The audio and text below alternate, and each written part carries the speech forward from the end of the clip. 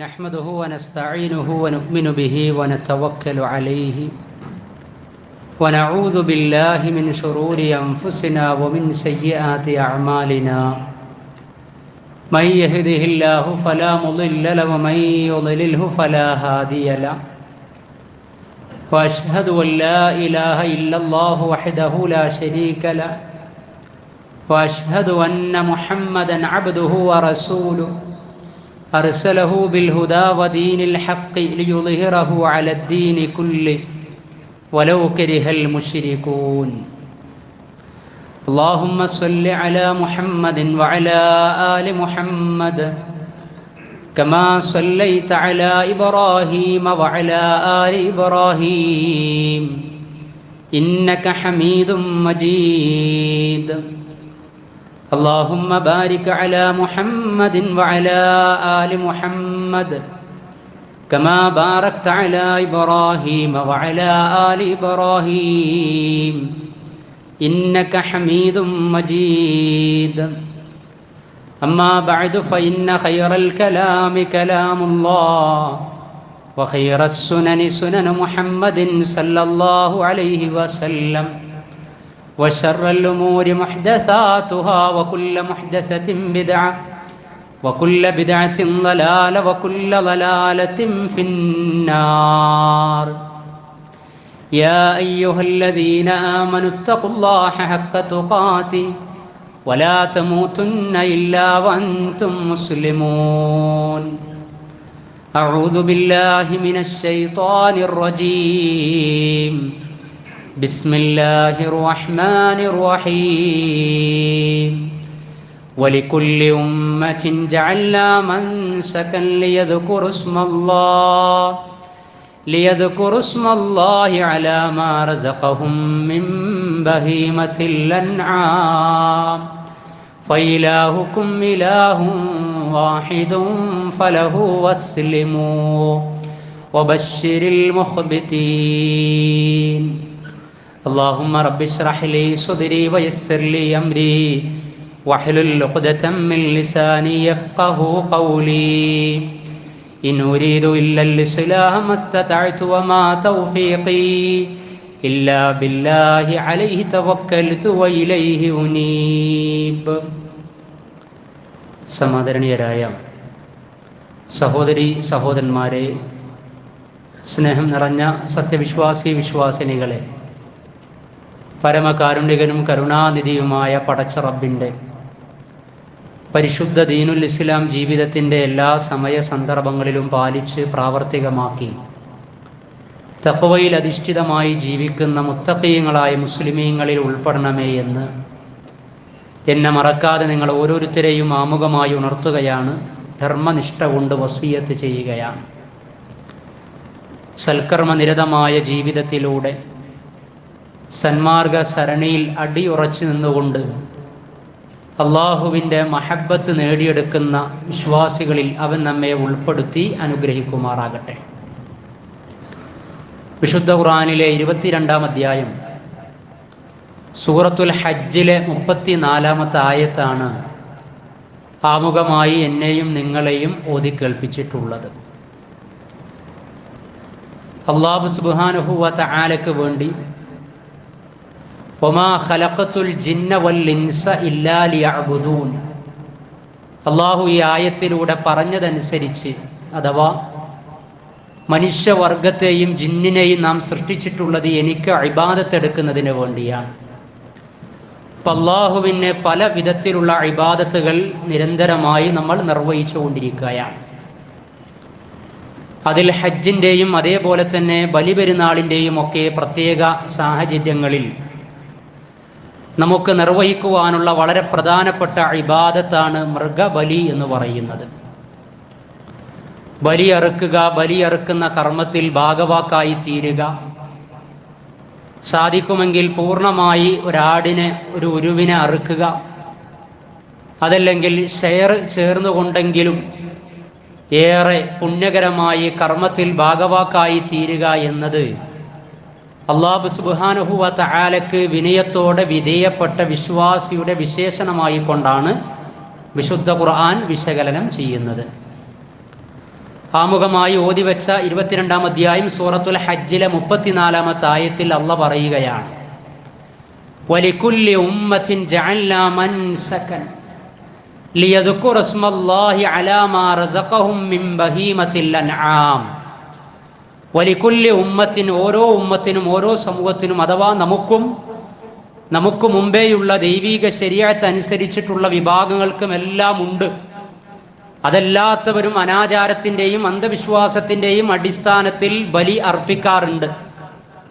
എന്നാൽ അള്ളാഹ് ഇവിടെ പറയുകയാണ്, എല്ലാ ഉമ്മത്തിനും നിയോഗിക്കപ്പെട്ട പ്രവാചകന്മാരുടെ നിർദ്ദേശമനുസരിച്ചുകൊണ്ട് അവർ മൻസക്ക് നിർവഹിക്കാറുണ്ടായിരുന്നു.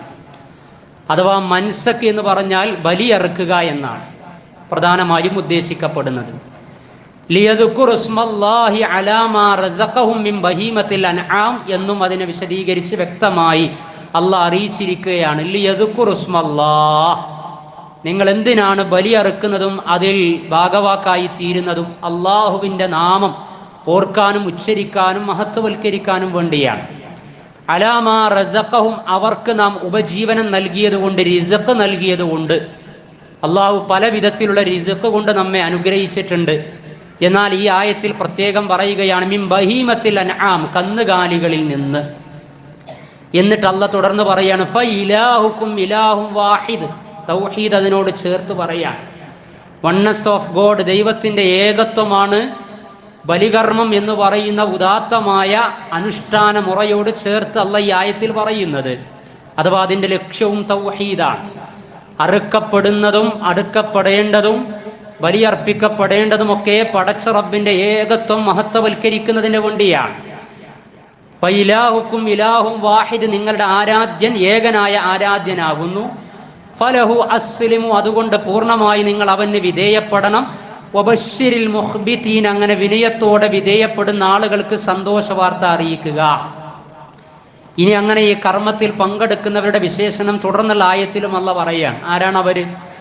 അല്ലദീന ഇദാ ദുക്കിറല്ലാഹു വജിലത് ഖുലൂബുഹും, അള്ളാഹുവിനെ കുറിച്ച് സ്മരിക്കപ്പെട്ട് കഴിഞ്ഞാൽ അവരുടെ ഹൃദയങ്ങൾ വിറക്കൊള്ളുകയാണ്, ഭയഭക്തിയിൽ ആയിത്തീരുകയാണ്. വസ്സാബിരീൻ, അതേപോലെ അവർ സഹനം അവലംബിക്കുന്നവരുമാണ്. അലാമാ അസ്വാബഹും, അവർക്ക് സംഭവിച്ചു കൊണ്ടിരിക്കുന്ന കാര്യങ്ങളിലൊക്കെ സഹനം അവലംബിക്കുന്നവരുമാണ്. വൽ മുഖീമി സ്വലാത്ത്, നമസ്കാരം കൃത്യമായി മുറപ്രകാരമായി നിർവഹിക്കുന്നവർ. വമിമ്മാ റസഖ്നാഹും യുൻഫിഖൂൻ, നാം അവർക്ക് നൽകിയതിൽ നിന്ന് ചെലവഴിക്കുന്നവരുമാണ്. അപ്പൊ ചെലവഴിക്കേണ്ടതുണ്ട്. നമസ്കാരം കൃത്യമായി നിലനിർത്തുന്നവർ, അനുഭവിക്കുന്ന പരീക്ഷണങ്ങളിൽ സഹനം അവലംബിക്കുന്ന ആളുകൾ, അല്ലാഹു സുബ്ഹാനഹു വ തആലയെ കുറിച്ച് കേട്ട് കഴിഞ്ഞാൽ അവന്റെ ശിആറുകളെ, ചിഹ്നങ്ങളെ ഓർമ്മപ്പെടുത്തി കഴിഞ്ഞാൽ അതിനോട് അങ്ങേയറ്റം ഭക്തി പുരസ്സരം അല്ലാഹു സുബ്ഹാനഹു വ തആലയോട് ആ ഭക്തി കാണിക്കുന്നവരുമാണ് അവർ എന്ന് അല്ലാഹ് പറയുകയാണ്. എന്നിട്ട് തുടർന്ന് വരുന്ന ആയത്തിൽ ഇതിൻ്റെയൊക്കെ പ്രകടനം വിശദീകരിക്കുകയാണ്. അഥവാ ആദ്യം പറഞ്ഞു വന്ന ബലിയുമായി ബന്ധപ്പെടുത്തി, മൃഗബലിയുമായി ബന്ധപ്പെടുത്തിക്കൊണ്ട് വീണ്ടും അല്ലാഹു സുബ്ഹാനഹു വ തആല നമ്മെ ക്ഷണിക്കുകയാണ്. വൽ ബുദ്ന ജഅൽനാഹാ ലക്കും മിൻ ശആയിരില്ലാഹി ലക്കും ഫീഹാ ഖൈർ, ബലിക്ക് വേണ്ടി നിർത്തപ്പെട്ട ഒട്ടകങ്ങൾ, അതാണ് ബുദ്നി എന്നതുകൊണ്ട് ഉദ്ദേശിക്കുന്നത്. ഫദ്കുറു ഇസ്മല്ലാഹി അലൈഹാ സവാഫ്, അതിനെ വരിയായി നിർത്തിക്കൊണ്ട് അള്ളാഹുവിൻ്റെ നാമം അവയുടെ മേൽ നിങ്ങൾ ഉച്ചരിക്കണം. ഫൈദാ വജബത് ജുനൂബുഹാ ഫകുലൂ മിൻഹാ, അങ്ങനെ ബലിയറുത്ത് കഴിഞ്ഞാൽ ഫകുലൂ മിൻഹാ, അതിൽ നിന്ന് നിങ്ങൾ ഭക്ഷിക്കണം, ഭക്ഷണത്തിന് വേണ്ടിയാണ്. വാതിഉൽ ഖാനിഅ വൽ മുഅ്തറ, ആവശ്യക്കാരനും ആഗ്രഹിച്ചു വരുന്നവനും എന്നാൽ ആവശ്യമുണ്ട് ആഗ്രഹം പ്രകടിപ്പിക്കാതെ വരാതിരിക്കുന്നവർക്കും നിങ്ങൾ ഈ ബലിയുടെ മാംസം എത്തിക്കണം. കദാലിക സഖർനാഹാ ലക്കും ലഅല്ലക്കും തഷ്കുറൂൻ, ഇതൊക്കെ നിങ്ങൾക്ക് വിധേയമാക്കി തന്നിട്ടുള്ളത് അല്ലാഹു സുബ്ഹാനഹു വ തആലയോട് നിങ്ങൾ ശുക്റുള്ള, നന്ദിയുള്ളവരായി തീരാൻ വേണ്ടിയാണ്. അപ്പോൾ ബലി അർപ്പിക്കുക, മൃഗബലി നടത്തുക, ഇത് അല്ലാഹു സുബ്ഹാനഹു വ തആലയുടെ പ്രീതി പ്രതീക്ഷിച്ചുകൊണ്ടായിരിക്കുക എന്നത് ഒരു മുസ്ലിമിനെ സംബന്ധിച്ചിടത്തോളം പ്രധാനപ്പെട്ട അനുഷ്ഠാന കർമ്മമാണ്, ഇബാദത്താണ്.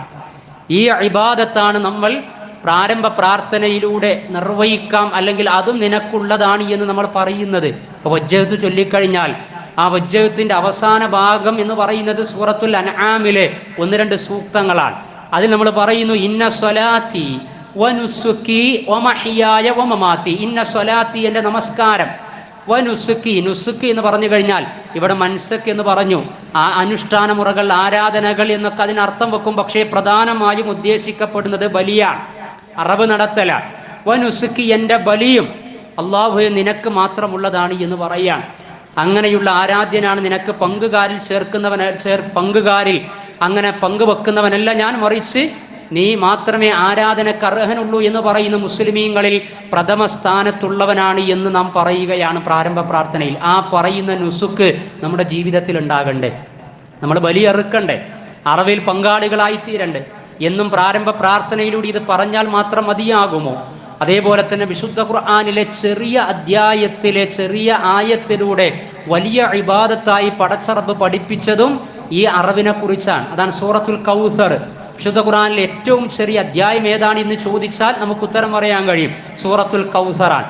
എന്നാൽ ആ അധ്യായത്തിന്റെ ആശയം അത് ആദർശമായി, അനുഷ്ഠാന മുറയായി, നുസുക്കായി, മൻസക്കായി നിന്റെ ജീവിതത്തിൽ നീ നടപ്പിൽ വരുത്തിയിട്ടുണ്ടോ എന്ന് ചോദിച്ചു കഴിഞ്ഞാൽ ഒരുപാട് ബലിപെരുന്നാളിലൂടെയും ഹജ്ജിലൂടെയും ഒക്കെ കടന്നുപോയിട്ടുണ്ട്. അതിൻ്റെ കാഴ്ചപ്പാടുകളും അതിൽ നിർവഹിക്കപ്പെടുന്ന അനുഷ്ഠാന മുറകളുമൊക്കെ മനസ്സിലാക്കിയിട്ടുണ്ട്. പക്ഷേ സമ്പത്തിൻ്റെ ഒരു വിഹിതം നീക്കി വെച്ചുകൊണ്ട് ആ നുസുക്കിൽ ഭാഗവാക്കായിത്തീരാൻ ഈ സമയം വരെ നമുക്ക് സാധിച്ചിട്ടില്ല എങ്കിൽ പടച്ച റബ്ബിൻ്റെ കൽപ്പന പൂർണ്ണമായി നിറവേറ്റിയിട്ടില്ല എന്നാണ് അതിൻ്റെ അർത്ഥം. അല്ലാഹ് പറയാ, ഇന്നാ അഅ്തൈനാക്കൽ കൗസർ, പ്രവാചകരെ താങ്കൾക്ക് നാം ധാരാളം നിഅമത്ത്, അനുഗ്രഹം നൽകിയില്ലേ, അതുകൊണ്ട് ഫസ്വല്ലി, താങ്കൾ പടച്ച റബ്ബിന് വേണ്ടി നമസ്കരിക്കണം. പ്രവാചകൻ നമസ്കരിച്ചു, നമ്മളും ആ കൽപ്പന അനുസരിച്ച് നമസ്കരിച്ചു കൊണ്ടിരിക്കുകയാണ്. സുന്നത്തും ഫർളുമാകുന്ന നമസ്കാരത്തിലൊക്കെ ഒറ്റക്കും സംഘടിതമായിട്ട് നമ്മൾ ഉൾപ്പെട്ടുകൊണ്ടിരിക്കുന്നുണ്ട്. എന്നാൽ അതിന് ശേഷം വരുന്ന കൽപ്പനയാണ് വൻഹർ. വൻഹർ എന്ന് പറഞ്ഞാൽ ബലിയറുക്കുക എന്നാണ്. അതുകൊണ്ട് ആ ഹജ്ജിനൊക്കെ പോകുന്ന ആളുകളെ, ഹജ്ജ് തുടങ്ങുന്ന ദിനം യൗമു തർവിയ, രണ്ടാമത്തെ ദിനം ദുൽഹജ്ജ് 9 യൗമു അറഫ, മൂന്നാമത്തെ ദിനത്തിന് പറയാറുള്ളത് യൗമുൻ നഹർ എന്നാണ്, ബലിയറുക്കുന്ന ദിനാണ്. അതാണ് ബലി പെരുന്നാൾ എന്ന് പറഞ്ഞ് നമ്മൾ ആഘോഷിക്കുന്നത്. അവരറുക്കുകയും അവിടെ ചെയ്യുന്നത് അവൻ നെഹറ എന്ന വാക്കിന്റെ അമ്രാണ്, കൽപ്പനാക്രിയയാണ്, പടച്ച റബ്ബിന്റെ ഓർഡറാണ് വൻഹർ എന്ന് പറയുന്നത്. അത് സൂറത്തുൽ കൗസറിലെ 3 സൂക്തങ്ങളുള്ള സൂറത്തുൽ കൗസറിലെ 2ാമത്തെ ആയത്തിലൂടെ ഈ അധ്യായമൊക്കെ നിരന്തരമായി ളുഹറിലും അസറിലും ഒക്കെ നമ്മൾ പാരായണം ചെയ്യാറുണ്ട്, സുന്നത്ത് നമസ്കാരത്തിൽ പാരായണം ചെയ്യാറുണ്ട്. എങ്കിൽ പാരായണം ചെയ്യുമ്പോൾ പടച്ച റബ്ബ് നമ്മോട് പറയുകയാണ്, നീ നമസ്കരിക്കുകയും അതോടനുബന്ധിച്ച് വൻഹർ, നീ ബലിയർപ്പിക്കുകയും ചെയ്യണമെന്ന്. അപ്പോൾ ബലിയർപ്പിക്കണം. പ്രവാചകൻ സല്ലല്ലാഹു അലൈഹി വസല്ലം 2 ആടുകളെ ബലിയറുത്തു. ഇതൊക്കെ നമ്മൾ എല്ലാ വർഷവും ചരിത്രത്തിൽ നിന്നും ഹദീസുകളിലൂടെയും കേൾക്കാറുണ്ട്. ബലിയറുക്കാനുള്ള സഅത്ത് അല്ലേ, സൗകര്യമൊക്കെ ലഭിച്ചിട്ടും ആരെങ്കിലും ബലിയറുക്കാതിരിക്കുകയാണെങ്കിൽ, അതിൻ്റെ ഓഹരിയിൽ പങ്കെടുക്കാതിരിക്കുകയാണ് എങ്കിൽ അവർ നമസ്കരിക്കാൻ വരാതിരിക്കലാണ് പെരുന്നാളിന് ഉചിതം എന്ന ഗൗരവത്തിലേക്ക് വരെ പ്രവാചകൻ സല്ലല്ലാഹു അലൈഹി വസല്ലം ആ വിഷയത്തെ എത്തിച്ചിട്ടുണ്ട് എന്നാണ്. അപ്പോൾ ഇവിടെ പ്രവാചകനോട് ബലിയറുക്കാൻ പറഞ്ഞു എന്ന് പറഞ്ഞാൽ, ബലിയറുക്കണം എന്ന് പറഞ്ഞാൽ അതിൻ്റെ അർത്ഥം എന്താ? അത്രയധികം സാമ്പത്തിക ശേഷി പ്രവാചകനില്ല. എന്നിട്ട് പോലും നമ്മൾ വിചാരിക്കും അങ്ങനെ അങ്ങേയറ്റം സമ്പന്നതയുള്ള സാമ്പത്തിക സൗകര്യമുള്ള ആളുകളാണത് നിർവഹിക്കേണ്ടത് എന്ന്. അല്ല, ഒരു ഓഹരി എങ്കിലും 6800 രൂപ, അതാണ് ഇവിടുത്തെ ഓഹരി എന്ന് പറഞ്ഞാൽ 6800 രൂപ വർഷത്തിൽ ഒരിക്കൽ അല്ലാഹു സുബ്ഹാനഹു വ തആലയുടെ പ്രീതി കാംക്ഷിച്ചുകൊണ്ട് നീക്കിവെക്കാനുള്ള സാധ്യത നമുക്കുണ്ട് എങ്കിൽ തീർച്ചയായിട്ടും അത് നീക്കിവെക്കണം. മഹാനായ ഇബ്രാഹിം നബി അലൈഹി സ്വലാത്തു വസ്സലാം 4 സഹസ്രാബ്ദങ്ങൾക്കപ്പുറം അല്ലാഹു സുബ്ഹാനഹു വ തആലയ്ക്ക് വേണ്ടി പ്രിയങ്കരമായ തൻ്റെ ജീവിതത്തിൻ്റെ സായാഹ്ന സമയത്ത് ലഭിച്ച സന്താനത്തെ അള്ളാഹുവിന് വേണ്ടി ബലി കഴിപ്പിക്കാൻ തയ്യാറായി. അതില്ലേ, പിന്നീട് അത് നിരോധിക്കപ്പെട്ടു. അല്ലാഹു സുബ്ഹാനഹു വ തആല മൃഗബലിയാണ് അവിടെ സാധിപ്പിച്ചു കൊടുത്തത്. എന്നാൽ തനിക്ക് പ്രിയങ്കരനായ കുഞ്ഞിനെ ഇസ്മായിൽ അലൈഹി സ്വലാത്തു വസ്സലാമയെ അതിനേക്കാളും പ്രിയങ്കരനായ സൃഷ്ടാവിന് വേണ്ടി സമർപ്പിക്കാനുള്ള സന്നദ്ധത കാണിച്ചു എന്ന് അത് നമ്മൾ ഓർക്കുകയാണ്, ബലിപെരുന്നാളുമായി ബന്ധപ്പെട്ട് ഹജ്ജുമായി ബന്ധപ്പെട്ടൊക്കെ. എന്നാൽ നമ്മൾ അറുക്കേണ്ടത് എന്താണ്? ഇബ്രാഹിം നബി അലൈഹി സ്വലാത്തു വസ്സലാം അറുത്തത് എന്താണ്? അതേപോലെ തന്നെ പ്രവാചകൻ സല്ലല്ലാഹു അലൈഹി വസല്ലമയും ആ ചര്യയുടെ തുടർച്ചയെന്നോണം നിർവഹിച്ച ബലി എന്താണ്? അത് ഉരുക്കൾ അറുക്കുക, മൃഗബലി നടത്തുക എന്നാണ്. നരബലിയെ നിരോധിച്ചു. ഇബ്രാഹിം നബി അലൈഹി സ്വലാത്തു വസ്സലാമയുടെയും ഇസ്മായിൽ നബി അലൈഹി സ്വലാത്തു വസ്സലാമയുടെയും ചരിത്രത്തിന്റെ ഇതിവൃത്തമാണ് നരബലി ഇസ്ലാമികമായി നിരോധിക്കപ്പെടുകയും മൃഗബലി പുണ്യകർമ്മമാക്കപ്പെടുകയും ചെയ്തു എന്ന് പറയുന്നത്. നമ്മൾ മനസ്സിലാക്കണം. അത് മനസ്സിലാക്കുകയും മൃഗബലിക്ക് വേണ്ടി അതിൻ്റെ ഷെയറിൽ ഭാഗവാക്കാകുകയും ചെയ്യണം. എന്നാൽ പല ആളുകൾ നിർവഹിക്കുന്നത് എന്താ? അല്ലാഹു സുബ്ഹാനഹു വ തആലയുടെ ഏകത്വം പ്രഘോഷണം ചെയ്യപ്പെടുന്ന വിധത്തിൽ നിങ്ങൾ മൃഗബലിയിലും ഉളുഹിയ്യത്തിലും ഭാഗവാക്കാകണമെന്ന് പറയുമ്പോൾ അതിൽ ശ്രദ്ധ കൊടുക്കാറില്ല, അതിൽ സമ്പത്ത് ചെലവഴിക്കാറില്ല, അതിൽ താല്പര്യം കാണിക്കാറില്ല. അതേ അവസരത്തിൽ അള്ളാഹ്ക്ക് പുറമെയുള്ള ആളുകൾക്ക് ഔലിയാക്കൾ എന്ന പേരിൽ അവർക്ക് അറവ് നടത്തിക്കൊണ്ട് ബലിയറുക്കപ്പെടുന്ന രംഗങ്ങൾ ഉണ്ടാകുമ്പോൾ അതിൽ ആവേശത്തോടുകൂടി ബലിയറുക്കുകയുമാണ്. ബദരീങ്ങൾക്ക് വേണ്ടി ബലിയറുക്കുന്നവർ, ഓമാനൂർ ശുഹദാക്കൾക്ക് വേണ്ടി ബലിയറുക്കുന്നവർ, മുഹ്ദീൻ ശൈഖിന് വേണ്ടിയിട്ട് ബലിയറുക്കുന്ന ആളുകൾ, ഇങ്ങനെ അള്ളാഹ്ക്ക് പുറമെയുള്ളവർക്ക് വേണ്ടി ബലിയറുക്കുകയാണ്. എന്നാൽ ഇസ്ലാമികമായി പ്രാമാണികമായി അല്ലാഹു സുബ്ഹാനഹു വ തആലക്ക് വേണ്ടി നിങ്ങൾ മൃഗങ്ങളെ ബലിയറുക്കണമെന്ന് പറയുമ്പോൾ അതിലൊരു ഷെയറിന് സമ്പത്തില്ലാത്തവനാണ് അനാചാരത്തിലേക്കും അന്ധവിശ്വാസത്തിലേക്കും ശിർക്കിലേക്കും എത്തിക്കുന്ന ദൈവേതര അള്ളാഹ്ക്ക് പുറമെയുള്ളവർക്ക് വേണ്ടി ബലിയറുക്കുന്നതിൻ്റെ ഭാഗവാക്കായി തീരുന്നത് എന്ന് പറയുമ്പോൾ എത്രമേൽ വൈരുദ്ധ്യമാണ് നടന്നുകൊണ്ടിരിക്കുന്നത്, ശ്രദ്ധിക്കേണ്ടതുണ്ട്. അപ്പൊ ഇങ്ങനെയും ആ വിഷയത്തിനൊരു മറുപുറണ്ട്. അത് നമ്മൾ പലപ്പോഴും കാണാറുണ്ട്. പള്ളി പരിപാലനത്തിന് വേണ്ടി വെച്ച ബോക്സിൽ അല്ലേ, അള്ളാഹിന്റെ പ്രതിഫലം ആഗ്രഹിച്ച് അള്ളാഹിന്റെ ഭവനം പരിപാലിക്കാൻ വേണ്ടിയിട്ട് വെച്ച ബോക്സിൽ റമദാനിന്റെ ഒക്കെ സമയത്ത് ഒരു വർഷത്തിൽ എന്ത് ലഭിച്ചു എന്ന് തുറന്നു നോക്കുമ്പോൾ പ്രത്യേകിച്ചൊന്നും കാണൂല അല്ലേ. ചിലപ്പോൾ 4 പായ വാങ്ങാനുള്ള പൈസ പോലും ഉണ്ടാകൂല.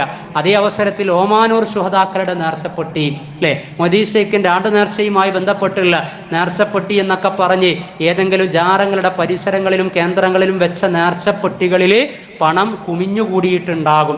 എന്നാൽ അള്ളാഹ്ക്ക് നേർക്ക് നേരെ അവനിൽ നിന്ന് പ്രതിഫലം നേടിയെടുക്കാൻ സാധിക്കുന്ന ധർമ്മത്തിന്റെ ഭാഗമായുള്ളതിൽ കാണുവാൻ കഴിയുകയിൽ ഇങ്ങനെയുള്ള ചിലതൊക്കെ സമൂഹത്തിൽ നടന്നുകൊണ്ടിരിക്കുകയാണ്. അവിടെയാണ് ഇന്ന സ്വലാത്തി വനുസുക്കി, എൻ്റെ നുസുക്ക്, എൻ്റെ ബലി, അത് തീർച്ചയായിട്ടും ഇബാദത്താണ്, ആരാധനയാണ്.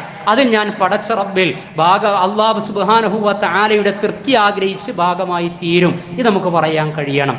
അതേപോലെ തന്നെ ബലിയുമായി ബന്ധപ്പെട്ടുകൊണ്ട് ഇപ്പോൾ സോഷ്യൽ മീഡിയകളിലൊക്കെ മറ്റു ചില ചർച്ചകളും അരങ്ങ് തകർത്തുകൊണ്ടിരിക്കുകയാണ്. എന്താണ് ആ ചർച്ച എന്ന് പറയുന്നത്? കാലോചിതമായി മതപരിഷ്കരണം നടത്തണം എന്നാണ് ചില ആളുകൾ പറയുന്നത്.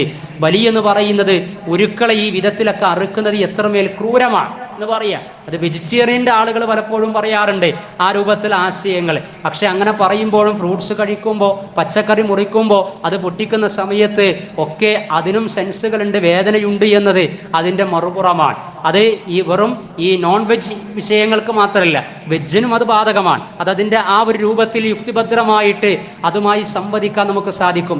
എന്നാൽ വേറെ ചില ആളുകൾ ഇസ്ലാമിക പണ്ഡിറ്റുകൾ എന്ന് പറഞ്ഞുകൊണ്ട് ഇസ്ലാമിക പ്ലാറ്റ്ഫോമുകളിൽ കയറി ബലിപെരുന്നാളിൻ്റെയും ഹജ്ജിൻ്റെയും ഉളുഹിയ്യത്തിൻ്റെയും സമയങ്ങളിൽ കടന്നു വന്നുകൊണ്ട് അവർ പറയാണ് ഇത്തരത്തിലുള്ള ബലിയൊക്കെ മാറ്റിവെച്ച് ആ പണമൊക്കെ കാരുണ്യ പ്രവർത്തനത്തിന് വേണ്ടി ചെലവഴിക്കണമെന്ന് പറയുക. കേൾക്കുന്ന സമയത്ത് മാനവികമായി തോന്നും അല്ലേ, അത് ഒരു പ്രൊഡക്റ്റീവാണ് എന്നൊക്കെ നമ്മൾ വിചാരിക്കും. പക്ഷെ അങ്ങനെയല്ല. കാരുണ്യ പ്രവർത്തനം അതങ്ങനെ നടന്നുകൊണ്ടേയിരിക്കണം, അതിന് സമ്പത്ത് ചെലവഴിക്കണം എന്ന് വെച്ച് അല്ലാഹു സുബ്ഹാനഹു വ തആലയുടെ ശിആറിൽപ്പെട്ട ശിആറിനെതിരെ കൊഞ്ഞനം കുത്താൻ പാടില്ല, അതിനെ അപഹസിക്കാൻ പാടില്ല, അതിനെ താഴ്ത്തിക്കെട്ടാൻ പാടില്ല. ദാലിക വമൻ യുഅല്ലിം ശആയിറല്ലാഹ് ഫഇന്നഹാ മിൻ തഖ്വൽ ഖുലൂബ്. ശുദ്ധ ഖുർആൻ 22-ാം അധ്യായം സൂറത്തുൽ ഹജ്ജിലെ 32-ാമത്തെ ആയത്തിൽ അതെ വമൻ യുഅല്ലിം ശആയിറല്ലാഹ്, അല്ലാഹുവിന്റെ ചിഹ്നങ്ങളെ, ശിആറുകളെ ആരാണോ ആദരിക്കുന്നത്, ബഹുമാനിക്കുന്നത്, പ്രാവർത്തികമാക്കുന്നത് എങ്കിൽ ഫഇന്നഹാ മിൻ തഖ്വൽ ഖുലൂബ്, അത് ഹൃദയങ്ങളുടെ ഭക്തിയുടെ ഭാഗമാണ് എന്ന് അല്ലാഹു സുബ്ഹാനഹു വ തആല അറിയിക്കുകയാണ്. അപ്പൊ ഇവിടെ പ്രധാനമായിട്ടും ശആയിർ അല്ലാഹ് എന്ന് ഉദ്ദേശിക്കുന്നത് ഹജ്ജിലൊക്കെ അറുക്കപ്പെടുന്ന ബലിക്ക് വേണ്ടി ഉള്ള ഉരുക്കളാണ് എന്ന് വിശദീകരണം കാണുവാൻ സാധിക്കും. പെരുന്നാളിന്റെ ഉരുക്കൾ ശആയിർ അല്ലാഹയാണ്. അപ്പോൾ അത് മാറ്റിവെച്ചുകൊണ്ട് കാരുണ്യ പ്രവർത്തനത്തിൻ്റെ പേര് പറഞ്ഞുകൊണ്ട് അള്ളാഹിൻ്റെ ശിആറുകൾക്കെതിരെ തിരിയുന്നവരെ നമ്മൾ തീർച്ചയായിട്ടും തിരിച്ചറിയേണ്ടതുണ്ട്. ബലിയറുക്കുക, അറവ് നടത്തുക എന്ന് പറഞ്ഞാൽ അത് ഹജ്ജിൽ, പെരുന്നാളിൽ അക്കീഖ അറുക്കുക, അള്ളാഹ്ക്ക് നേർച്ച നേർന്നുകൊണ്ട് പാവപ്പെട്ട ആളുകൾക്ക് ഭക്ഷണം എന്ന നിയ്യത്തിലൊക്കെ, അതേപോലെ മറ്റുള്ളവർക്കും ഭക്ഷിപ്പിക്കാൻ വേണ്ടിയിട്ട് നേർച്ച നേർന്ന് ഒരുവിനെ അറുക്കുക, ഇങ്ങനെയുള്ള നേർച്ചകളെ പ്രത്യേക സമയങ്ങളിലാണ് നടക്കൽ. അതെല്ലാ സമയത്തും അങ്ങനെ നടക്കാറില്ല. അവർ പ്രത്യേക സമയങ്ങളിൽ സംഘടിപ്പിക്കപ്പെടുന്ന ഉളുഹിയ്യത്തിനെതിരെ തിരിയുകയാണ്. എന്നാൽ കാരുണ്യ പ്രവർത്തനങ്ങളും ക്ഷേമ പ്രവർത്തനങ്ങളും ഒക്കെ ഏത് സമയത്തും നടക്കേണ്ടത് തന്നെയാണ്. കാരുണ്യ പ്രവർത്തനത്തിന് സമ്പത്ത് ചെലവഴിക്കുന്നവർ സമ്പത്തിന്റെ ഒരു ഓഹരിയിൽ നിന്ന് ഒരു ഓഹരിയിൽ നിന്ന് ഉളുഹിയ്യത്തിലേക്ക് നീക്കി വെച്ചുകൊണ്ട് അള്ളാഹുവിൻ്റെ മഹത്വം പ്രഘോഷണം ചെയ്തുകൊണ്ട് ഉരുവിനെ അറുത്ത് കഴിഞ്ഞാൽ ആ ഉരുവിനെ അറുക്കുന്നതിലൂടെ വെറുതെ അങ്ങ് പ്രഹസനമാക്കി തീർക്കുകയല്ല ചെയ്യുന്നത്. ഫകുലൂ മിൻഹാ, അതിൽ നിന്ന് കഴിക്കുകയും ചെയ്യണം. മറ്റുള്ളവർക്ക് കഴിപ്പിക്കുകയും ചെയ്യണം. കഴിക്കാനുള്ള അവസരം കൊടുക്കുകയാണ്. പോഷക സമൃദ്ധമായിട്ടുള്ള നല്ല ഭക്ഷണം മറ്റുള്ളവർക്ക് ലഭിക്കാനുള്ള അവസരം ഒരുക്കുകയാണ്. ഹജ്ജിന്റെ സമയത്തൊക്കെ അറുക്കപ്പെടുന്ന മാംസം, അത് ആഫ്രിക്ക അടക്കമുള്ള പട്ടിണിയിലും പരിവട്ടത്തിലും കഴിഞ്ഞുകൂടുന്ന മാംസം ലഭിക്കാൻ സാധ്യതയില്ലാത്ത വിവിധ രാജ്യങ്ങളിലേക്ക് കയറ്റി അയച്ചുകൊണ്ട് അവർക്കൊക്കെ സുഭിക്ഷമായിട്ട് മാംസം എന്ന നല്ല ഭക്ഷണം ഉപയോഗപ്പെടുത്താനുള്ള അവസരം കൂടി ഒരുക്കപ്പെടുന്നുണ്ട്. എന്ന് വെച്ച് വലിയായിരുന്നാലും മാംസാഹാരമായിരുന്നാലും അമിത ഭോജനം നടത്തുന്നതിന് അത് മാംസം മാത്രമല്ല മറ്റ് ഭക്ഷണ സംസ്കാരത്തിലും അത് പാടില്ല എന്നത് ഇസ്ലാമിൻ്റെ ഭക്ഷണ വിഷയത്തിലെ പ്രാഥമിക പാഠമാണ്. അത് നമ്മൾ തിരിച്ചറിയേണ്ടതിന് എത്രയും എങ്ങനെയും കഴിക്കാം എന്നുമില്ല. എന്ന് വെച്ച് ഇതിനെ കംപ്ലീറ്റ് തിരസ്കരിക്കുന്ന പ്രവണതയെയും പ്രതിരോധിക്കാൻ കഴിയണം. കാരണം മനുഷ്യനെ അള്ളാഹു സൃഷ്ടിച്ചത് മാംസവും കഴിക്കാൻ പറ്റുന്ന പ്രകൃതത്തിലാണ്. മനുഷ്യന്റെ പല്ലായിരുന്നാലും ഡൈജഷൻ ആമാശയ സിസ്റ്റം ആയിരുന്നാലും അങ്ങനെയാണ്. സിംഹത്തിന് പുല്ല് കഴിക്കാൻ കഴിയില്ല, എന്നാൽ ആടിന് മാംസവും കഴിക്കാൻ കഴിയില്ല. എന്നാൽ മിശ്ര ബുക്ക് എന്ന് പറയും, സസ്യബുക്കുണ്ട്, മാംസബുക്കുണ്ട്, മിശ്ര ബുക്കുണ്ട്. ഇതൊക്കെ സ്കൂൾ നമ്മൾ പഠിക്കാറുണ്ട്. ഇതിൽ മനുഷ്യൻ എന്ന സൃഷ്ടി വരുന്നത്, മനുഷ്യൻ എന്ന ജീവി വരുന്നത് മിശ്ര ബുക്കാണ്. മിശ്ര ബുക്ക് എന്ന് പറഞ്ഞാൽ മാംസവും കഴിക്കാൻ കഴിയും, പച്ചക്കറിയും കഴിക്കാൻ കഴിയുമെന്നാണ്. അപ്പൊ പ്രകൃതിപരമാണ് മാംസം കഴിക്കുക എന്ന് പറയുന്നത്. ഈ കാര്യങ്ങളൊക്കെ ഈ കാലികമായിട്ട് ബലിയുമായി ബന്ധപ്പെടുത്തി ഉരുക്കൾ അറുക്കുന്നതുമായി ബന്ധപ്പെടുത്തി നടന്നുകൊണ്ടിരിക്കുന്ന ചർച്ചകൾക്കിടക്ക് നമ്മൾ മനസ്സിലാക്കണം. അല്പ അറിവിന്റെ അടിസ്ഥാനത്തിൽ ഏതെങ്കിലും കാര്യങ്ങളുടെ പിന്നാലെ പോയിക്കൊണ്ട് അല്ലാഹു സുബ്ഹാനഹു വ തആലയുടെ ശിആറിനെതിരെ തിരസ്കാരം കാണിക്കുന്നവരിൽ ഒരിക്കലും നമ്മൾ ഉൾപ്പെടാൻ പാടില്ല. ലൻ യനാലല്ലാഹ ലുഹൂമുഹാ വലാ ദിമാഉഹാ വലാകിൻ യനാലുഹു തഖ്വാ മിൻകും എന്നാണ് വരിയെക്കുറിച്ചും അല്ലാഹ് പറഞ്ഞത്. നിങ്ങൾ അറുക്കുന്ന ഉരുവിന്റെ മാംസമോ രക്തമോ പടച്ചറബിലേക്ക് എത്തുകയില്ല. നിങ്ങളുടെ മനസ്സിലെ ത്യാഗവും ഭയഭക്തിയുമാണ് പടച്ചറബ് നോക്കുന്നത് എന്നാണ്. പല മതങ്ങളിലും പല വിശ്വാസങ്ങളിലും പല ആചാരങ്ങളിലും പലപ്പോഴും കാണാറുള്ളത് ഉരുവിനെ അറുത്തുകൊണ്ട് അതിൻ്റെ മാംസവും രക്തവും വിഗ്രഹങ്ങൾക്കും ദൈവേതര ശക്തികൾക്കുമൊക്കെ സമർപ്പിക്കുന്നതാണ്. മക്കാ മുശ്രിക്കുകളും അങ്ങനെ ചെയ്തിരുന്നു. ഉരുവിനെ അറുത്തുകൊണ്ട് അതിൻ്റെ രക്തം കഅബയിലൊക്കെ തേച്ചു പിടിപ്പിച്ചിരുന്നു എന്നാണ്. ആ രൂപത്തിലല്ല ഇസ്ലാം പഠിപ്പിച്ചത്. അറുക്കുന്നതിലൂടെ ആ ഭക്തിയും സൂക്ഷ്മതയും അള്ളാഹു പരിഗണിക്കും. എന്നാൽ അറുക്കുന്ന ഉരുവിൻ്റെ മാംസം നിങ്ങൾ അതിൻ്റെതായ നിങ്ങൾക്കും അതിൻ്റെതായ അർഹതയുള്ള ആളുകളിലേക്കും നിങ്ങൾ എത്തിക്കണം എന്ന നിലക്കാണ് ഇസ്ലാമിൽ ഇത്തരത്തിലുള്ള ബലി പഠിപ്പിക്കപ്പെട്ടിട്ടുള്ളത്. അല്ലാഹു സുബ്ഹാനഹു വ തആലയുടെ ശിആറിന്റെ ഭാഗമായി നിശ്ചയിച്ച ദീനിന്റെ വിധിവിലക്കുകളെ അതിൻ്റെ ആത്മാവറിഞ്ഞ് ആത്മാർത്ഥതയോടെ നിർവഹിക്കുവാനും അതിൽ ഉൾപ്പെടുവാനും അല്ലാഹു നമ്മെ അനുഗ്രഹിക്കുമാറാകട്ടെ.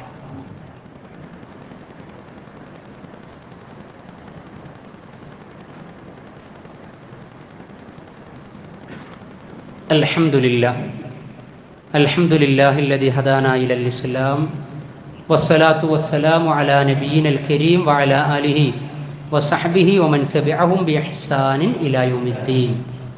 സ്നേഹം നിറഞ്ഞ സഹോദരി സഹോദരന്മാരെ, സത്യവിശ്വാസി വിശ്വാസിനികളെ, അള്ളാഹുവിൻ്റെ ദീനീ വിധിവിലക്കുകളെ ജീവിതത്തിൻ്റെ എല്ലാ സമയ സന്ദർഭങ്ങളിലും പ്രവാചകൻ സല്ലല്ലാഹു അലൈഹി വസല്ലമ പഠിപ്പിച്ച രൂപത്തിലും ഭക്തിയിലും കൃത്യതയിലും നിർവഹിക്കുന്ന മുസ്ലിമീങ്ങളിൽ ഉൾപ്പെടുക. അള്ളാഹു അത്തരത്തിലുള്ള മുതവാദിഈങ്ങളിലും അങ്ങനെയുള്ള മുഖ്ബിതീങ്ങളിലും അങ്ങനെയുള്ള മുഖ്ലിസീങ്ങളിലും മുതസദ്ദിഖീങ്ങളിലും മുസദ്ദിഖീങ്ങളിലും നമ്മെ ഉൾപ്പെടുത്തി അനുഗ്രഹിക്കുമാറാകട്ടെ. പുതിയ ഒരു അധ്യയന വർഷം ആരംഭിക്കാനിരിക്കുകയാണ്. സർക്കാർ സംവിധാനങ്ങളും നമ്മൾ രക്ഷിതാക്കളുമൊക്കെ അതിൻ്റേതായ ഒരുക്കങ്ങൾ നടത്തിക്കൊണ്ടിരിക്കുകയാണ്. നമ്മുടെ മക്കളിൽ പലരും പുതിയ ക്ലാസ്സുകളിലേക്ക് പോകാനുള്ള ആവേശത്തിലും ആഹ്ലാദത്തിലും സന്തോഷത്തിലുമാണ്. ഈ സമയത്ത് അള്ളാഹു നമുക്ക് നൽകിക്കൊണ്ടിരിക്കുന്ന നിഅമത്തിനെ കുറിച്ച് പലപ്പോഴും നമുക്ക് ധാരണയില്ലാതാകുന്നു എന്നത് മറക്കാൻ സാധ്യതയുള്ള മനുഷ്യൻ എന്ന ദൗർബല്യം നമ്മൾ കാണിക്കുന്നു എന്നതിൻ്റെ തെളിവാണ്. എന്നിരുന്നാലും നമ്മുടെയൊക്കെ സാമൂഹിക പരിസരം, നമ്മുടെ മക്കൾക്ക് തീർച്ചയായിക്കൊണ്ടും ഈ വിഷയങ്ങളിലൊക്കെ ലഭിച്ചുകൊണ്ടിരിക്കുന്ന അനുകൂലമായ ഘടകങ്ങൾ, അതേപോലെ തന്നെ നമ്മുടെ ഉപജീവനം, ജീവിത സന്ധാരണം, നിർഭയത്വമുള്ള ഒരു സാമൂഹിക ചുറ്റുപാട്, ആ ഒരു ചുറ്റുപാടിൽ പുതിയ ഒരു അധ്യയന വർഷത്തിലേക്ക് നമ്മൾ പ്രവേശിക്കുമ്പോൾ ചെറിയ ചെറിയ പ്രയാസങ്ങളും പരീക്ഷണങ്ങളും കാര്യങ്ങളുമൊക്കെ നമ്മൾ അനുഭവിക്കുന്നുണ്ടെങ്കിലും കഴിഞ്ഞ ഖുതുബയിൽ സൂചിപ്പിച്ചതുപോലെ നമ്മുടേതായ മനുഷ്യൻ്റെ കൈകടത്തലുകൾ കൊണ്ട് സ്വാഭാവികമായി അനുഭവിക്കുന്ന പ്രയാസങ്ങളും പ്രശ്നങ്ങളുമുണ്ട്. അത് മഴക്കെടുതിയുടെ ഭാഷയിലൊക്കെ നമ്മൾ പറയാം. എന്നിരുന്നാലും വലിയ ദുരന്തങ്ങളും പ്രയാസങ്ങളും ഒന്നും ഏറ്റുവാങ്ങുന്നില്ല. ഈ അവസരത്തിൽ നമ്മൾ ഓർക്കേണ്ടത് നമ്മുടെ ജീവിത നാട് പരിസരങ്ങളിലെ സ്കൂളുകളെക്കുറിച്ച് മാത്രമല്ല, നമ്മുടെ മക്കളുടെ വിദ്യാഭ്യാസത്തെക്കുറിച്ചും മാത്രമല്ല, ഗസയിലെ സ്കൂളുകളെക്കുറിച്ച് നമ്മൾ ഓർക്കണം. ഓൾ ഐസ് ഓൺ റഫ എന്ന ക്യാമ്പയിന് സോഷ്യൽ മീഡിയകളിൽ ഇൻ്റർനാഷണൽ തലത്തിൽ അരങ്ങ് തകർത്തുകൊണ്ടിരിക്കുകയാണ്. കഴിഞ്ഞ 2-3 ഖുതുബകളിലായിട്ട് അറിവിൻ്റെ തിരിച്ചറിവും തിരുത്തേണ്ട കാര്യങ്ങളും വിദ്യാഭ്യാസം കൊണ്ട് കിട്ടേണ്ടതിനെക്കുറിച്ചുമൊക്കെ പലപ്പോഴും പങ്കുവച്ചിട്ടുണ്ട്.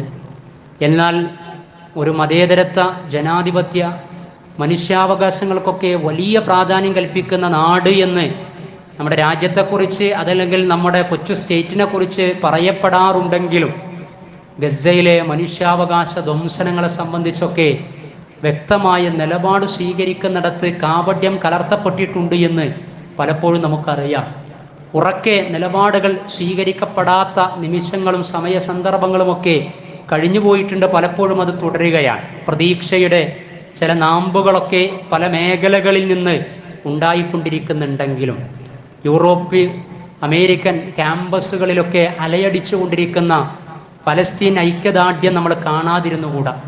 ലോകത്ത് നടന്നുകൊണ്ടിരിക്കുന്ന സംഭവ വികാസങ്ങൾ നമ്മുടെ മക്കൾ അറിയാതിരുന്നുകൂടാ. അവരുടെ ബുദ്ധി വളർച്ചയെക്കുറിച്ച് മാത്രമല്ല നമ്മൾ സംസാരിക്കേണ്ടത്. ഇമോഷണൽ കോഷ്യൻ്റ്, മനുഷ്യനെ മനസ്സിലാക്കുന്ന, സമൂഹത്തെ തിരിച്ചറിയുന്ന, സഹജീവികളെ മനസ്സിലാക്കാൻ കഴിയുന്ന വൈകാരിക തലങ്ങളെക്കുറിച്ചും മക്കളുമായി നമ്മൾ ചർച്ച നടത്തിക്കൊണ്ടിരിക്കണം. ഇന്നത്തെ പത്രത്തിലെ ഇൻ്റർനാഷണൽ കോളത്തിലും 24 മണിക്കൂറിനകം 53 മരണം, കൊലപാതകങ്ങൾ ഗസയിൽ നടന്നു എന്നാണ്. ആലോചിക്കണം. നമ്മൾ നമ്മുടെ മക്കൾക്ക് പുതിയ പുസ്തകം പൊതിഞ്ഞു കൊടുക്കുന്ന ആവേശത്തിലും സന്തോഷത്തിലുമാണ് എങ്കിൽ ഗസയിലും റഫയിലുമൊക്കെ തങ്ങളുടെ കുഞ്ഞുങ്ങളുടെ ചേതനയറ്റ ശരീരത്തെ, മയ്യത്തിനെ പൊതിഞ്ഞുകൊണ്ടിരിക്കുന്ന രക്ഷിതാക്കളെ നമുക്ക് കാണുവാൻ കഴിയും. ഒരതിശയോക്തി കലർത്തി സംസാരിക്കുകയില്ല. ഇതാണ് കാണുന്നത്.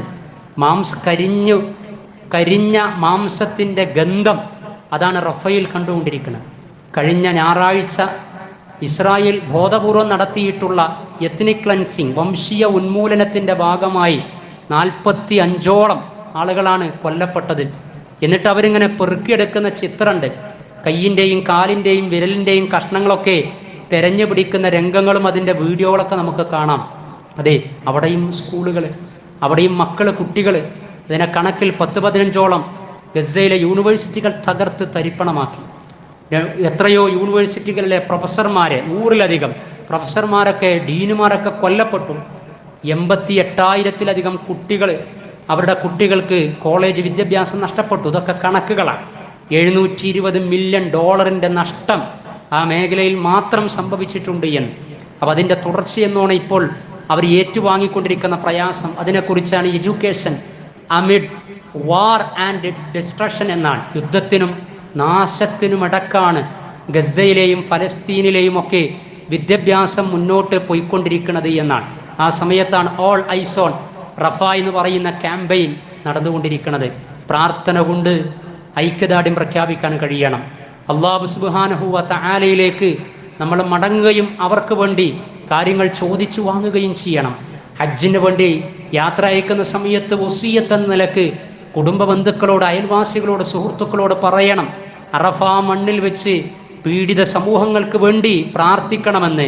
അതങ്ങ് സുഡാനിലായിരുന്നാലും, ഉക്രൈനിലായിരുന്നാലും, റോഹിംഗ്യൻ അഭയാർത്ഥി ക്യാമ്പുകളിലായിരുന്നാലും, ഫലസ്തീനിൻ്റെ കണ്ണീരായി മാറിയ ഗസയിലായിരുന്നാലും പീഡിത സമൂഹങ്ങളോട് ഐക്യദാർഢ്യം പ്രഖ്യാപിച്ച് മനുഷ്യരുടെ നന്മക്ക് വേണ്ടിയും സമാധാനത്തിന് വേണ്ടിയും പ്രാർത്ഥിക്കണമെന്ന് തീർച്ചയായിട്ടും അവരോട് വസിയത്ത് ചെയ്യണം, വസിയത്ത് ചെയ്യുകയുമാണ്.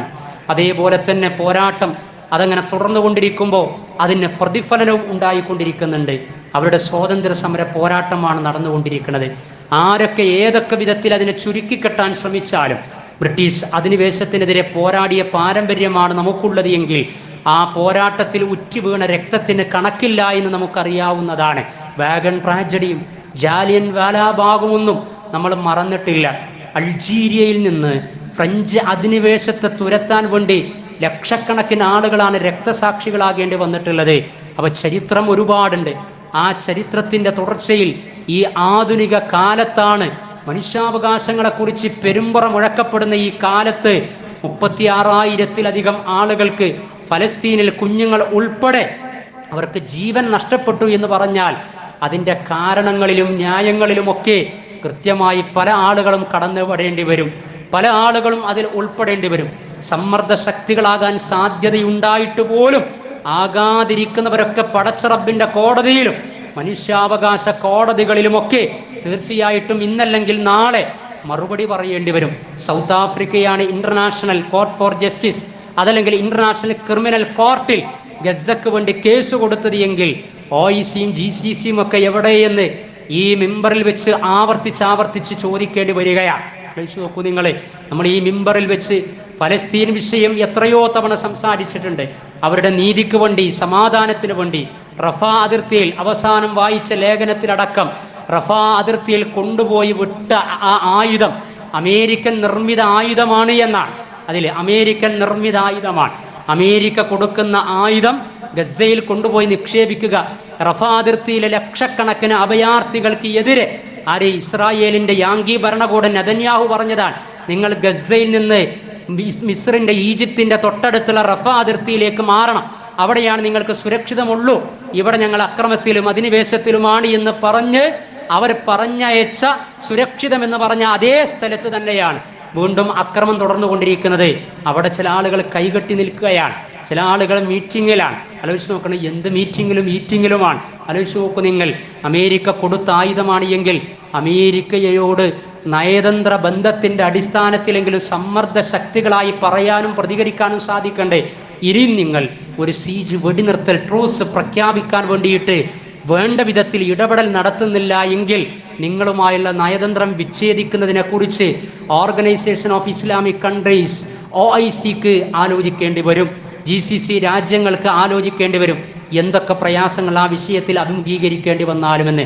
ഒരു കൊളംബിയയുടെ നിലവാരത്തിലേക്കെങ്കിലും ബൊളീവിയയുടെ നിലവാരത്തിലേക്കെങ്കിലും ഇസ്രായേലിനെതിരെ നയതന്ത്ര ബന്ധം അവസാനമായി വിച്ഛേദിച്ച ബ്രസീലിൻ്റെ നിലവാരത്തിലേക്കെങ്കിലും അറബ് രാഷ്ട്രങ്ങൾ ഇനി ചിന്തിക്കണം. ദ്വിരാഷ്ട്ര ഫോർമുലയാണ് ഫലസ്തീൻ സമാധാനത്തിനും മിഡിൽ ഈസ്റ്റിൻ്റെ സുരക്ഷിതത്വത്തിനും നല്ലത് എന്ന അടിസ്ഥാനത്തിൽ നോർവേയും സ്പെയിനും അയർലൻഡും സ്വീഡനുമൊക്കെ തീർച്ചയായിട്ടും നിലപാടെടുക്കുന്ന സമയത്ത് നിലപാടുകൾ എടുക്കപ്പെടാത്തവരോടാണ് ആ നിലപാടുകൾ തുറിച്ചു നോക്കിക്കൊണ്ടിരിക്കുന്നത്. അല്ലാഹു സുബ്ഹാനഹു വ തആല പീഡിതരായിക്കൊണ്ടിരിക്കുന്ന ജനവിഭാഗങ്ങൾക്ക് അതിജീവനം നൽകുമാറാകട്ടെ. 4 സഹസ്രാബ്ദങ്ങൾക്ക് മുമ്പേ മഹാനായ ഇബ്രാഹിം നബി അലൈഹി സ്വലാത്തു വസ്സലാം നാടിൻ്റെ നിർഭയത്വത്തിന് വേണ്ടി പ്രാർത്ഥിച്ചു എങ്കിൽ അള്ളാഹുവെ, ഫലസ്തീൻ അടക്കമുള്ള ഞങ്ങൾ ജീവിക്കുന്ന നാടടക്കമുള്ള ഭൂപ്രദേശങ്ങൾക്ക് നീ നിർഭയത്വം നിലനിർത്തി തരണമേ നാഥ. എല്ലാ തരത്തിലുമുള്ള അരക്ഷിതാവസ്ഥകളെ തൊട്ട് നീ സംരക്ഷിക്കണമേ നാഥ. ഞങ്ങളുടെ നാടിൻ്റെയും ഗതിവിഗതികൾ നിർണയിക്കുന്ന വിധത്തിലുള്ള ഒരു തിരഞ്ഞെടുപ്പ് റിസൾട്ട് കടന്നു വരാനിരിക്കുകയാണ്. അള്ളാഹുവെ, അത് ഖൈറിലേക്ക് നീ എത്തിക്കണമേ നാഥ. രാജ്യത്തിൻ്റെ അഖണ്ഡതയും ജനാധിപത്യവും മതേതരത്വവും സംരക്ഷിക്കാൻ സാധ്യതയുള്ള സാരഥ്യത്തിലേക്ക് അള്ളാഹുവെ നീ അതിനെ എത്തിക്കണമേ നാഥ. അള്ളാഹുവെ, ഞങ്ങൾ നിർവഹിച്ചുകൊണ്ടിരിക്കുന്ന കർമ്മങ്ങളെ, ഉയർത്തിക്കൊണ്ടിരിക്കുന്ന പ്രാർത്ഥനകളെ നീ വൃഥാവിലാക്കി തീർക്കരുതേ നാഥ. സ്വീകരിക്കപ്പെടുന്ന പ്രാർത്ഥനകൾ നിർവഹിക്കുന്ന തഖ്വ അള്ളാഹുവെ നിലനിർത്തി മുന്നോട്ട് പോകാനുള്ള മഹാഭാഗ്യവും സന്മാർഗവും ഞങ്ങൾക്ക് നീ നൽകണമേ നാഥ. അള്ളാഹുവെ, ഞങ്ങൾ നിർവഹിക്കുന്ന എല്ലാ ഇബാദത്തുകൾ നീ ഖബൂൽ ചെയ്യണമേ. അള്ളാഹുവെ, നിന്റെ ശിആറുകളോട് പ്രതിബദ്ധത കാണിക്കുന്ന മുസ്ലിമീങ്ങളിലും മുത്തഖീങ്ങളിലും ഞങ്ങളെ നീ ഉൾപ്പെടുത്തണമേ നാഥ. അറിവില്ലായ്മ കൊണ്ട് സംഭവിക്കുന്ന അപാകതകളെ ഞങ്ങൾക്ക് നീ പുറത്തു മാപ്പാക്കി തരണമേ. അള്ളാഹുവെ, മരണപ്പെട്ടവർക്ക് നീ മഗ്ഫറത്ത് നൽകണമേ നാഥ. ഗസയിൽ കൊല്ലപ്പെട്ടവർക്ക് നീ ഷഹാദത്ത് നൽകണമേ നാഥ. അവർക്ക് നീ ജന്മനാട് പകരമായി പൂർണ്ണ സ്വാതന്ത്ര്യത്തോടുകൂടി തിരിച്ചു നൽകണമേ നാഥ. ബൈത്തുൽ മഖ്ദിസിന്റെ വിമോചനത്തിലേക്ക് എത്തിക്കുന്ന വിധത്തിൽ ആ പോരാട്ടങ്ങൾക്ക് നീ വഴിത്തിരിവ് നൽകണമേ നാഥ. അല്ലാഹുമ്മ ഗ്ഫിർ ലിൽ മുഅ്മിനീന വൽ മുഅ്മിനാത്ത് വൽ മുസ്ലിമീന വൽ മുസ്ലിമാത്ത് അൽ അഹ്യാഇ മിൻഹും വൽ അംവാത്ത് ഇന്നക മുജീബുദ് ദഅവാതി യാ ഖാദിയൽ ഹാജാത്ത്